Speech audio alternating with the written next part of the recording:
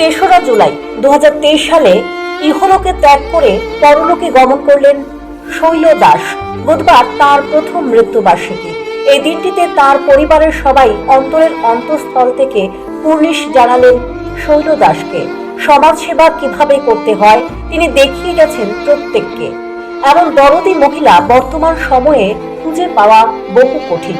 নিজের খাবার অন্যের মুখে তুলে দিয়েছেন। সবার সাথে তার ছিল দারুণ সম্পর্ক। চাকরি জীবনে অত্যন্ত সুনামের সঙ্গে নিজের কাজ চালিয়ে গেছেন। আজ 1 বছর হলো তিনি নেই পরিবারের মাঝে। শৈল দাসের প্রয়াণ অপ্রত্যাশিত, তবে তিনি যেখানে আছেন ঈশ্বরের কৃপায় ভালো আছেন, এটাই চাওয়া তার পরিবার বর্গের।